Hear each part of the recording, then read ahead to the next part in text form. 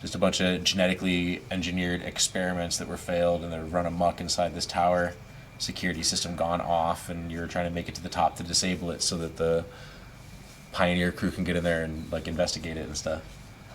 If you've been following the story, there's clearly some of the Pioneer 1 doctors did not have like humanity's best interest in mind, and they were trying to like genetically engineer crazy stuff because just for the order of science and trying to figure out what Dark Falls is and harness that power and all that other shit. And yeah, it's a whole thing.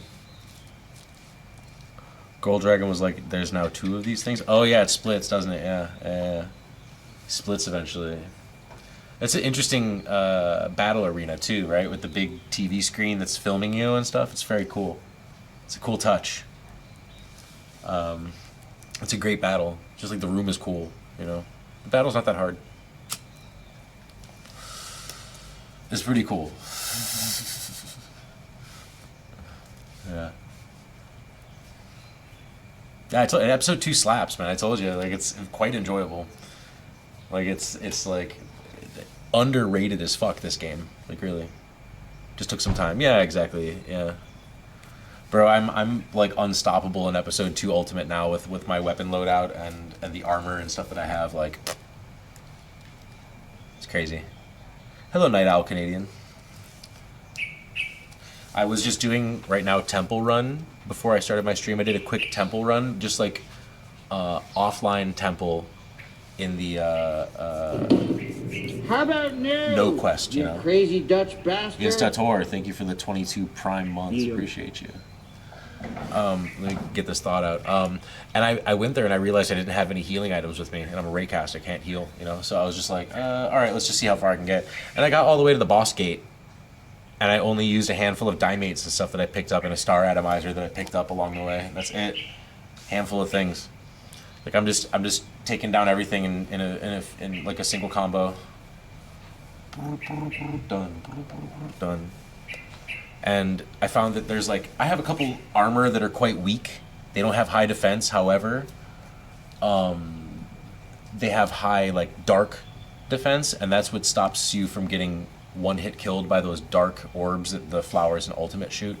And I have my dark resistance at like 40, and they're just like pounding that, they're spamming that thing at me, like 4 of them at a time are spamming it at me. I died once and escaped all with me, no big deal.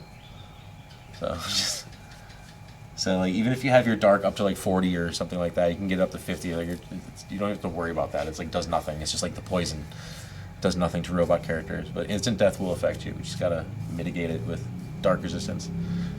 So like I was just going through there with no healing items, just clear the whole fucking place. Ups dark resistance. Yeah, do that. Flowers will shoot a purple orb at you that will kill you instantly. It's hard out there.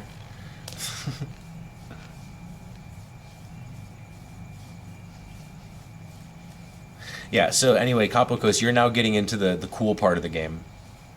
You're getting into the cool part of the game now. Is it easy to get a DTV? Oh, I was never on DTV. I studied at university, did education visa. Dude, now is the cool part of episode 2. Like, the first 2, the VR shit is cool. It's very much like the old PSO.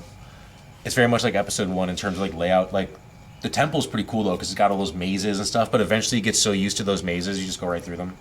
They're all like the same shape.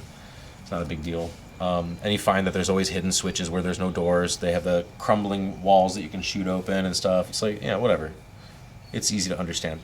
But that's a lot more than was ever in anything in episode 1. They didn't have anything cool like that. But now, like the second half of episode 2 is no longer VR. You're actually going to Galdival Island, right? And on that island is like completely new areas. Everything's like uneven. You have to walk on paths of vines and stuff, and like it's crazy. I didn't understand it at first. I can shoot them. Yeah, they don't even have target noises. Yeah, they don't have a target reticles or anything. You just have to know. You just like are supposed to discover it. You see like there's a path down there. You know, it's there.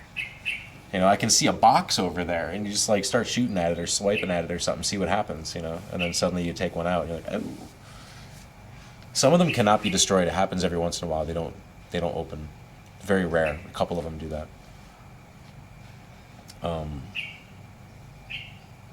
When you shoot it, it makes this sound. Yeah, it does. Yeah, clonk, clonk, clonk. Yeah. I love seamless game design like that. Oh, it's so good, and it's like every time you start up the game, the levels are generated by a seed. Like there's like a handful of maps that it could be, or combinations of maps that it can be. You know, like that. It's very nice. So like every time you pop up in the game, you don't get the exact same place. You know, the quests are always the same because they're like programmed quests that have a certain thing you're supposed to follow, and then you need to position NPCs in places on the battlefield and stuff. But other than that, the game is like procedurally generated to a certain degree. More like they have a handful of preset map layouts and like little combinations of them and stuff like that.